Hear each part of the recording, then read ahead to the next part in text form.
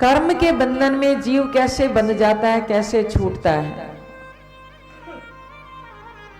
और अगर अपने कर्म को योग बनाए तो क्या लाभ होगा? कामासक्ति हरा। ये ऐसा मर्म है कर्म का,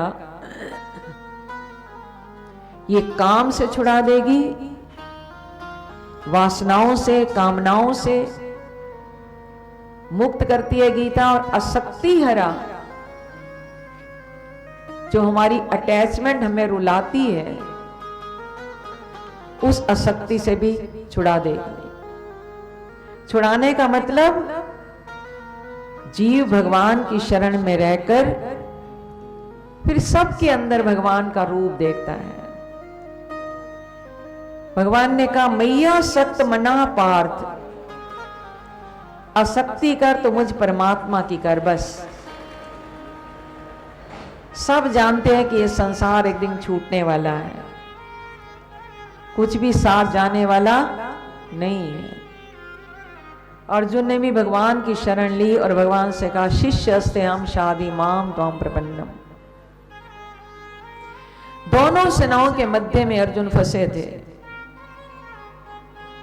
जीवन में जब कुछ समझ ना आ रहा हो कि मैं क्या करूं क्या ना करूं, कंफ्यूजन था अर्जुन को, युद्ध करूं कि ना करूं, पितामह पर बाण चलाऊं कि ना चलाऊं, युद्ध में जीत होगी कि हार होगी, बहुत बड़ा कंफ्यूजन था अर्जुन को।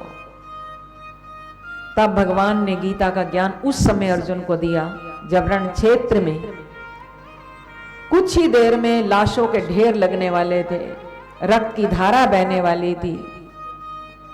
बहुत सुंदर ज्ञान दिया, सांख्य योग का ज्ञान दिया, आत्मा और शरीर के बारे में बताया, फिर कर्म योग का ज्ञान दिया। अगर तुझे कुछ भी समझ नहीं आता, एक बात समझ ले पार्थ, देखो ये ज्ञान हमारे लिए, जीवी अर्जुन है। क्या समझ ले? बोले, नाही कश्चित क्षणमपि जातु तिष्ठते कर्मकृत। कोई भी जीव एक भी क्षण बिना कर्म किए तो रह ही नहीं सकता। अभी आप कहें कि हम तो सब कुछ छोड़कर यहां बैठे हैं, हम तो कोई कर्म नहीं कर रहे, पर चलकर आए हैं ना पैरों से, कानों से सुन रहे हैं, आंखें लगी हैं भगवान पर, मन जुड़ा है कथा में, तो ये भी कर्म हो रहा है। भगवान की कथा सुनना भी एक कर्म है।